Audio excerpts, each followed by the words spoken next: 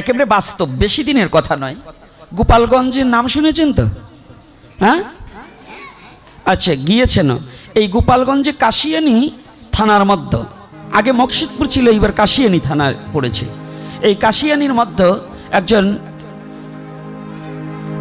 গুরুচাঁদ ঠাকুর, একজন ক্ষণজন্মা মহাপুরুষ, যিনি না আসলে অবহেলিত সমাজের মাঝে শিক্ষার আলো প্রদান হতো না।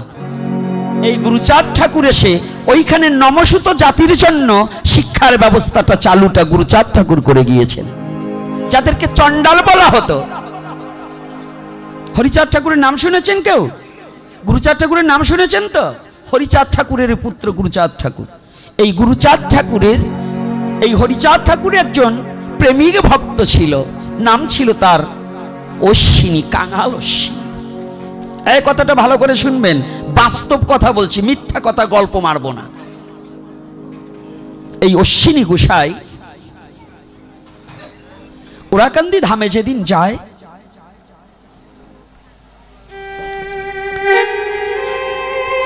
বারুণী তিথিতে সকলে সমস্ত কর্ম নিয়েছে।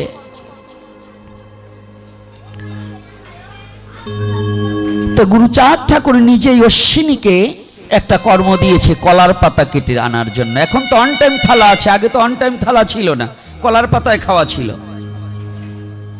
তো বলেছে বাবা তুই কিছু কলার পাতা কেটে নিয়ে আয়।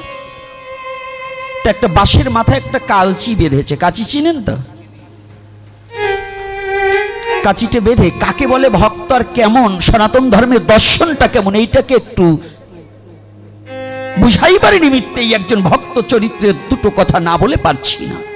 প্রেমিক কবি অশ্বিনী, যা কোনো লেখাপড়া জানতো না, কিন্তু যার সুর, যার ছন্দ বিশ্বকবি রবীন্দ্রনাথ ঠাকুর পর্যন্ত বলেছিল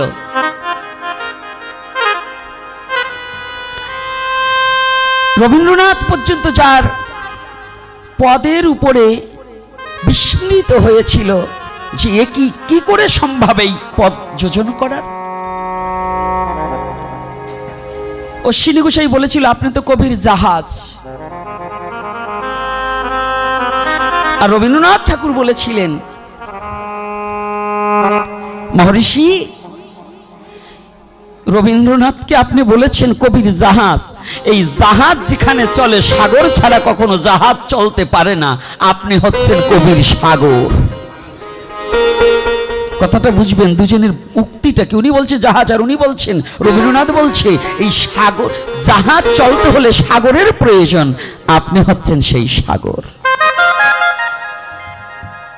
এই প্রেমিক কবি অশ্বিনী যখনই গুরুচাঁদ ঠাকুর বলেছে কলার পাতা কেটে নিয়ে আয়, আসো বাবা, খুব ভোরে বেরিয়েছে কলা বাগানের দিকে।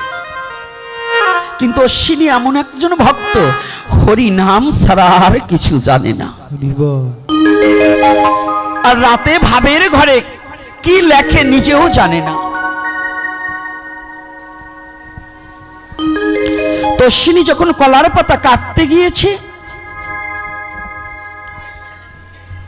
হরি নাম জপ করছে।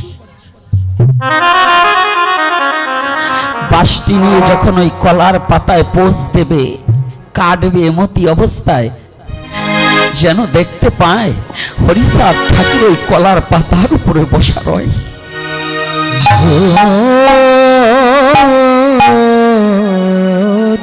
হরিচাঁদ ঠাকুর ওই কলার পাতার উপরে বসে রয়েছে। অশ্বিনী আর কলার পোষ না দিয়ে বাঁশটাকে ফেলে দিয়ে ওই কলা গাছকে জড়িয়ে ধরে কাঁদছে, ঠাকুর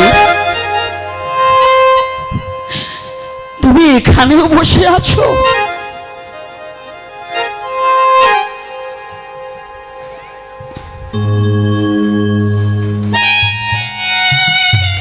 সারাদিন চলে গেছে, দুটো চোখের জলে কলা গাছের গোড়া কাদা হয়ে যাচ্ছে, অবিরলে ঝরছে জল। হরিচাঁদ ঠাকুর বলে, হরিচাঁদ ঠাকুর বলে শুধু কাঁদছে। রাত হয়ে গেছে, রাত 10টা বেজে গেছে, অশ্বিনীর কোনো খবর নেই। গুরুচাঁদ ঠাকুর সমস্ত জানতা, সমস্ত জানে। জানার পরে ভক্তদের জিজ্ঞাসা করেছে, এই তোরা সবাই যে ফিরে আসলি, আমার অশ্বিনীকে তো দেখি না, আমার অশ্বিনী কোথায় আছে? ছোট্ট একটি লণ্ঠন হাতে করে গুরুচাঁদ ঠাকুর খুঁজছে। অশ্বিনী, অশ্বিনী, কোনো সারা শব্দ নেই। হঠাৎ করে শুনতে পায় যেন একটা শব্দ ভেসে আসছে, শুধু হরি বল, হরি বল, হরি বল। এই আওয়াজ শুনে গুরুচাঁদ ঠাকুর সেদিকে রওনা হয়েছে। তো যখন গুরুচাঁদ ঠাকুর যাচ্ছে, পিছনে পিছনে হাজার ভক্ত ছুটে চলেছে। ঠাকুর যায় কোথায়? শত শত ভক্ত ছুটে চলেছে। লণ্ঠনটা যখন জাগিয়ে দেখতে পায়, অশ্বিনী কলা গাছটাকে জড়িয়ে ধরে দুটি চোখের জলে ভেসে যাচ্ছে। দেখে বলছে, অশ্বিনী একই, তোকে না পাঠিয়েছি কলার পাতা কাটার জন্য, আর তুই কলা পাতা না কেটে তুই পারবি না? আমাকে বললেই তো হতো, তুই এখানে কাঁদছিস। অশ্বিনী দৌড়ে গিয়ে গুরুচাঁদ ঠাকুরের দুখানা চরণ জড়িয়ে ধরে বলছে, বাবা আমার দ্বারা হলো না কলা পাতা কাটা। বলছে কেন? বলছে আমি কি করে কাটবো? আমি যখনই ওই কলা গাছের ডাগাতে যখনই পোষ দিতে গিয়েছি, দেখতে পাই আমার হরি দয়াময় ওই কলার পাতার উপর বসা রয়। তুমি বলো আমি কেমন করে ওই পাতা কাটবো? গুরুচাঁদ ঠাকুর জড়িয়ে ধরেছে, ওরে এই তো তোকে জগতে কেউ না জানলেও আমি বুঝতে পেরেছি, যেদিকে হরি সেদিকে হরি। যার এই দর্শন হয়, হরি না ডাকিলেও তারে হরি ডাকিয়া লইবে নিশ্চয়।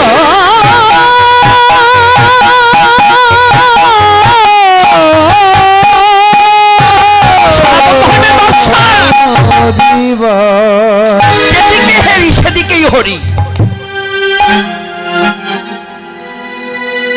যেদিকে হরি সেদিকে হরি। আমার প্রেমিক কবি অশ্বিনী বললেন, তোমরা হরিময় ব্রহ্মাণ্ড দেখবে সকল বিপদ যাবে, হরিময় ব্রহ্মাণ্ড দেখবে সকল বিপদ যাবে, প্রাপ্তি হবে নিত্য বৃন্দাবন। আজ সনাতন ধর্মের ভগবান কখনো সাকার, কখনো নিরাকার, কখনো পরমাত্মা রূপে জীবের মাঝে বিরাজমান। নাকি পরমাত্মা রূপে কে?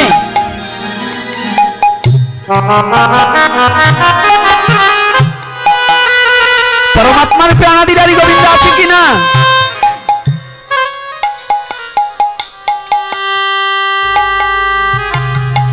তাহলে তিন প্রকারে, ভক্তের কাছে ভগবান, জ্ঞানীর কাছে ঈশ্বর, যোগীর কাছে আত্মা। যোগী কি ভগবানকে কোন রূপে দেখে? আত্মা রূপে। জ্ঞানী কি রূপে? নিরাকার ব্রহ্ম রূপে। ঈশ্বর সাকার না নিরাকার? নিরাকার। আর যোগী চায় আত্মদর্শন, জ্ঞানী চায় ঈশ্বর দর্শন। আর ভক্ত বলে আমি তোমাকে আত্মা রূপে চাই না, আমি তোমাকে নিরাকার রূপে চাই না, আমি চাই কি যেমন কাঁধে চড়ায় কাঁধে চড়ে করে ক্রিয়ারণ, তুমি কোন বড় লোক তুমি আমি সম।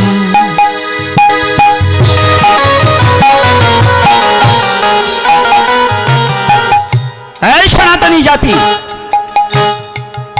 যারা ভাবছ ঈশ্বর নিরাকার, মিথ্যা কথা। লেখতে সময় লেখো একটা বোঝো না, ছাইও। কি লিখেছ? ঈশ্বর সর্বশক্তিমান লেখা হয় কি না? এই কি লেখে? ঈশ্বর সর্বশক্তিমান লেখা হয় তো, বলা হয় তো। তো ঈশ্বর যদি মূর্তি ধারণ না করতে পারে তাহলে কি সর্বশক্তিমান? ঈশ্বর যদি এখানে আমার এই বিল্ডিং এর ভিতর না আসতে পারে তাহলে কি সর্বশক্তিমান? ঈশ্বর যদি আমার এই আসমন পাত্রের কাছে না আসতে পারে তাহলে কি সর্বশক্তিমান? সর্বশক্তিমান কে? যিনি সমস্ত কিছু শক্তির অধিকারী, তিনি হচ্ছে সর্বশক্তিমান। একজন বললেন, তাহলে আমি যখন বাথরুমে যাই তখন কি ঈশ্বর থাকে? বলছে হে, তো তো ঈশ্বরকে বাদ দিয়ে তুমি একটু বাথরুমে যাও তো তুমি লাশ, তোমার আর পায়খানা প্রস্রাব কিচ্ছু নাই। রাধে রাধে। হ্যাঁ, কায়দা আছে, এটার নাম সনাতন ধর্ম। এই পিছনের এই কয়েকখান আধা কেজি 1.5 কেজি ওই কটার ধরান।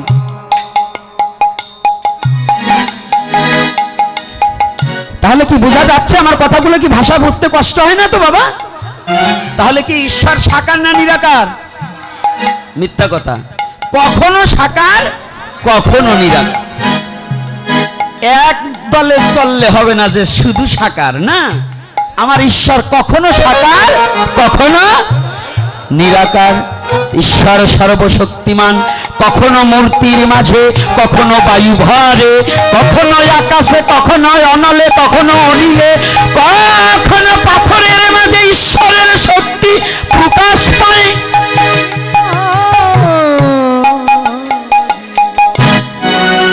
আমার ঈশ্বর সর্বময়, যার যেমন নয়ন সে তেমন দর্শন পায়, দর্শন পায়। যার যেমন ভাব তার তেমন লাভ হয় বিশ্ব চরাচরে, চরাচরে ভক্তি ভরে ডাকলে পরে ভগবান দেখা দিবে তারে।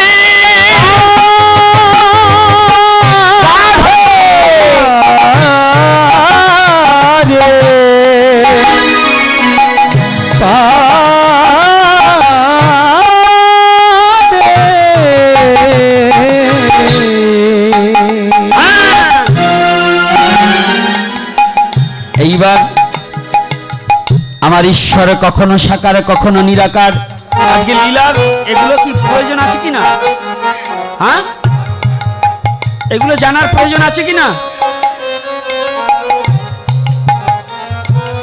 আসুন, যারা বলেন ঈশ্বরের শক্তি নাই, অমুক নেই, ভগবান ঈশ্বর নিরাকার, একখানা বই পড়ে ঈশ্বর নিরাকার না, হারামজাদার দল। ওই 2-1খানা বই পড়ে ঈশ্বর তত্ত্ব সম্বন্ধে জানতে চাও? তুমি একা মানুষ, তোমার স্ত্রীর কাছে তুমি স্বামী, তোমার মায়ের কাছে তুমি ছেলে, তোমার শাশুড়ির কাছে তুমি জামাই, তোমার বিয়েনের কাছে তুমি বিয়াই, তোমার ছেলের কাছে তুমি বাবা, তোমার নাতির কাছে তুমি দাদু। যদি তুমি একা ব্যক্তি, যদি এত সম্পর্ক হয়, তোমাকে যিনি সৃষ্টি করছে সে অনন্ত কোটি ব্রহ্মাণ্ডের মাঝে অনন্ত অনন্ত রূপে বিরাজিবে, সেই অনন্ত অনন্ত সম্পর্কের অধীশ্বর। এজন্য তুমি পুঁটি মাছের মতো একটু মানুষ, এই পুঁটি মাছের কথা আবার বলবো না, একবার বললি আবার বাবা রে বাবা। ভারতবর্ষের এক কর্তার একটু বলছিলাম, তাই ভারতের তেলাপাতি লেপাতি বাংলায় চলে আইছিল, এই জন্য বলবো না। উনি একটু কোনটার সাথে তুলনা দেব, এত তুলনা এই দোয়া চলে না। যারা ভাবে যে ঈশ্বরের এইটা আছে ওইটা নাই, এর সাথে কারোর সাথে তুলনা চলে না। চলে বাবা, ঈশ্বর সর্বশক্তি, মানে ওখানে কথা হয় কেন? কথা হবে না। কথা শুনতে হলে কথা বন্ধ করতে হবে, না হলে কিন্তু হারিয়ে যাবে।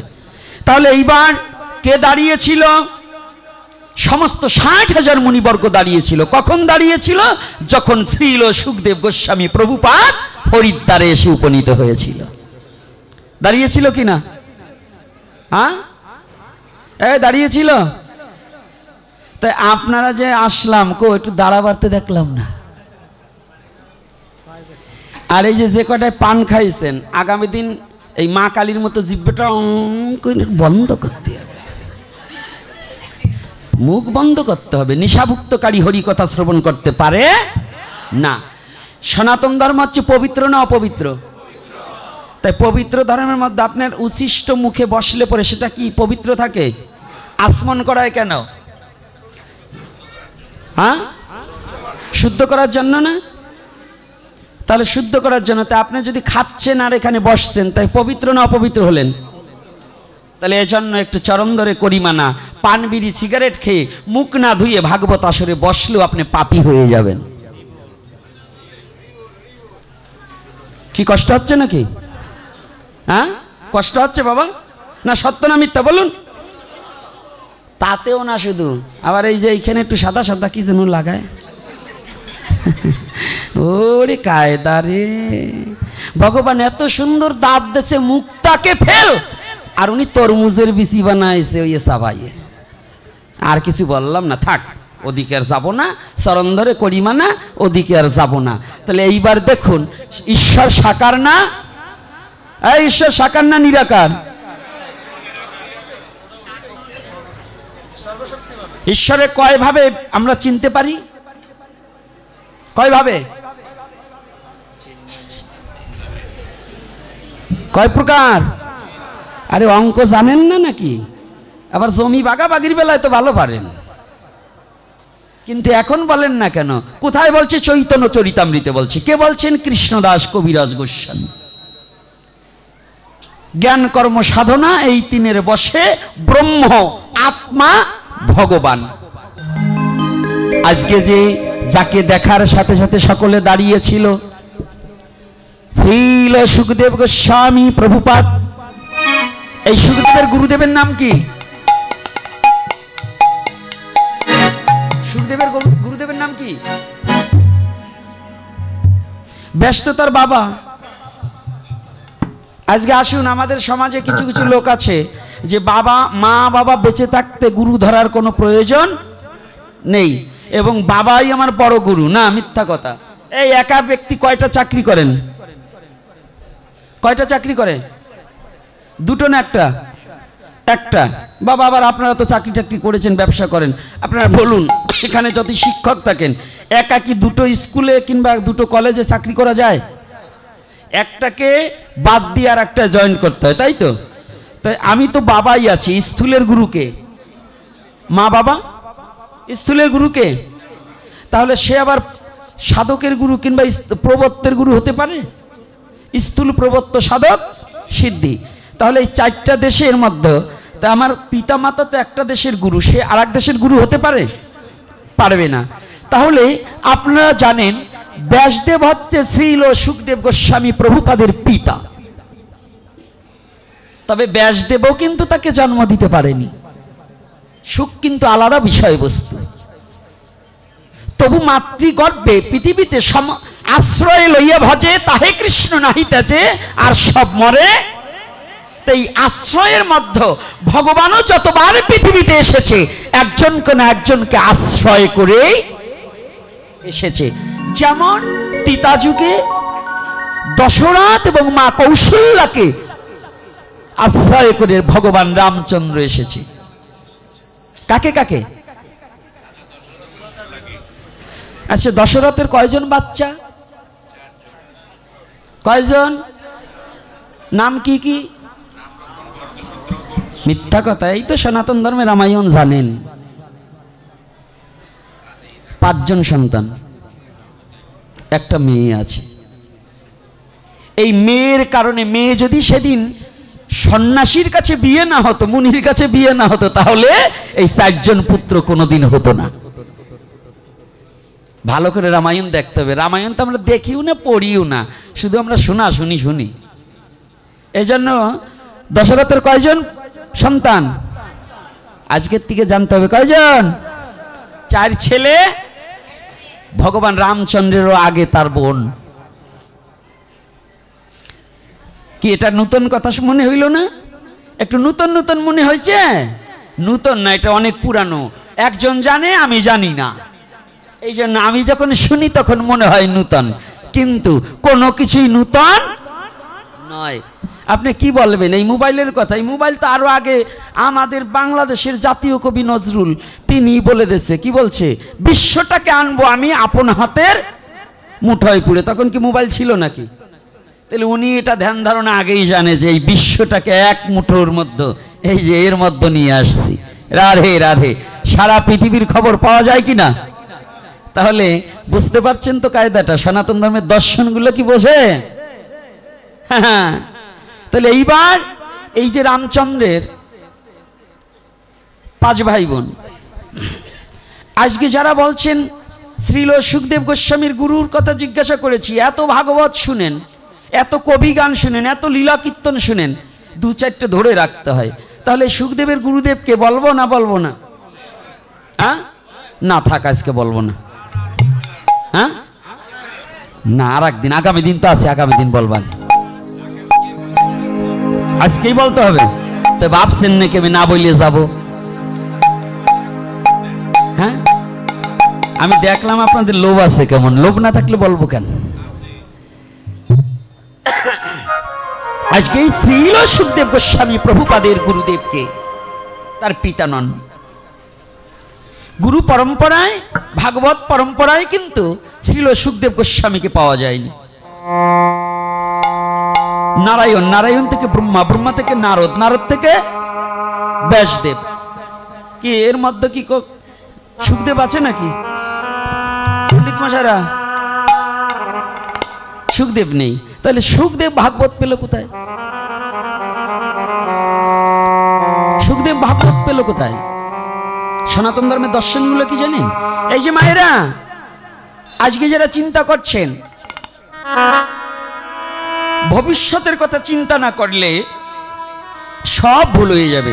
বলে কি বাঁচব কতদিন, ভবিষ্যতের কথা চিন্তা করে কি লাভ? আরে সনাতন ধর্মই তো ভবিষ্যতের জন্য, সনাতন ধর্মের শিক্ষাটাই তো ভবিষ্যতের জন্য। কে বলছে? বর্তমান নিয়ে কখনো সনাতন ধর্ম শুধু ভাবে না। সনাতন ধর্ম তিনটি জগৎ নিয়ে, ভূত, ভবিষ্যৎ, বর্তমান, এই তিনটা কথা নিয়েই সনাতন ধর্ম চলে। বর্তমানে, ভূত, ভবিষ্যৎ। ভবিষ্যতের কথা মানে যদি আপনি আজকে বিচি লাগান, আজকে কি লাউ খেতে পারবেন? লাউ খেতে হলে কয়দিন? আয় মায়েরা, কতদিন?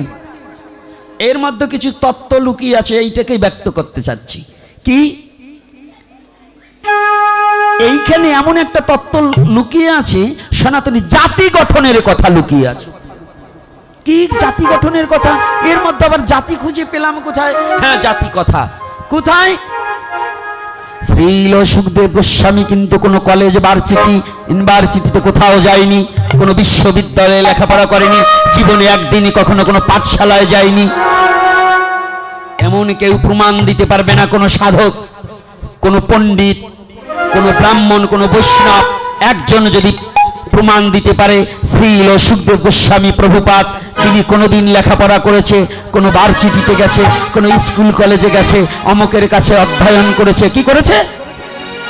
তাহলে তিনি হরিদ্বার ব্রহ্মকুণ্ডে এত মানুষ থাকতেও সেখানকার বক্তা হলেন শ্রীল সুখদেব গোস্বামী প্রভুপাদ, যেখানে তার পিতা স্বয়ং ভাগবতে লেখক ব্যাসদেব। ব্যাসদেবের পিতা পরাশর রয়েছে, পরাশরের পিতা পর্যন্ত ওখানে উপস্থিত ছিলেন। তাহলে 4-5 পুরুষ যেখানে উপস্থিত, বয়সে বয়োজ্যেষ্ঠ, তারাও কিন্তু ওখানে হরিকথা বলার যোগ্যতা অর্জন করলেন না। এই হরিকথা উনি কোথা থেকে শিখলেন, কোথা থেকে পেলেন? কি জানবার অভিপ্রায় নাই? এটা কি কোনোদিন আমরা ভেবেছি? একদিনও কি ঢুকিয়েছি বেরেনি? যে ব্যক্তি কোনোদিন স্কুল কলেজে ভার্সিটিতে যায় নাই, তিনি কেমন করে? অর্থাৎ সনাতন ধর্ম সত্য, আর সত্যই সনাতন। যেখানে সত্য নাই সেখানে সনাতন নাই, আর যেখানে সনাতন নাই সেখানে কোনো সত্য থাকতে পারে না। ঠাকুর রামকৃষ্ণদেব বলেছে, যিনি সত্যকে ধরে আছে তিনি ভগবানের কোলে শুয়ে আছে। কোথায়? ভগবানের কোলে শুয়ে আছে। তাহলে এখানে কি বলছে দেখুন, কোথায় কত বড় একটা জাতি গঠনের কথাটা কোথায়? এই সুখদেব গোস্বামী প্রভুপাদ যখন মাতৃগর্ভে ছিলেন, মায়ের নাম কি? বিটিকা। আবার ওনার আর এক নাম গীতাজি। ওনার এক নাম ভাগবতে আসছে গীতাজি এবং বিটিকা। তো যখন গর্ভে, অজনী সম্ভবা, সুখদেব গোস্বামী জনিভেদ করে আসেনি, অজনী সম্ভবা, কোন যৌন মিলনে তার জন্ম হয়নি। মায়ের উরু যখন আঁচড় মেরেছিলেন, রুধির দ্বারা বয়ে যায়, তখন পাখির দেহটাকে পরিত্যাগ করে সূক্ষ্ম দেহ নিয়ে ওই রুধির ধারা দিয়ে মাতৃগর্ভে প্রবেশ হয়। যেদিন থেকে মা জানতে পারলো, এই যে জাতি গঠনের কথা শুনুন, যেদিন মা জানতে পারলো যে আমি সন্তান সম্ভবা হয়েছি, করজোরে গিয়ে ব্যাসদেবের কাছে বললে, ঠাকুর, ও ও ঠাকুর, ঠাকুর অনুকূলচন্দ্রের একটা বাণী আছে, স্বামীর প্রতি টান যেমনি সন্তান সন্ততি পায় তেমনি। কি বলছে? মায়েরা ভালো করে শুনবেন, বুড়োগুলো শুনলে কাজ হবে না, জুয়ানগুলো শুনবেন। যাদের গাছে ধরবে তলায় পড়বে, আর এই যেগুলো বুড়ো আছে না, ওর গাছেও ধরবে না তলায়ও পড়বে না, ওরা খালি শুনলে কাজ হবে না। যাদের সন্তান সম্ভব হওয়ার মতো মায়েরা এসেছেন, যারা সন্তান পৃথিবীতে আনবেন, এই সন্তানটা কেমন করে পৃথিবীতে আনতে হয়, কেমন সন্তান আসতে হয়, আমার কর্তব্য কর্ম কি, এটা যতদিন পর্যন্ত জাতি না জানবে ততদিন পর্যন্ত এই জাতির মুক্তি হবে না। সনাতন ধর্মের সবচেয়ে নারীকে যত প্রাধান্য দিয়েছে, পৃথিবীর অন্য কোনো ধর্মে কিন্তু নারীকে এত প্রাধান্য দেয়নি। দিয়েছে? দিয়েছে। নারী মূর্তি পূজা করা হয় কি না? হয় কি? অন্য কোনো ধর্মে এগুলো আছে? তাহলে সেই নারী যখন আনারী হয়ে যায় তখনই সনাতন ধর্মের অবনতি হয়। কষ্ট হচ্ছে নাকি আমার কথায়?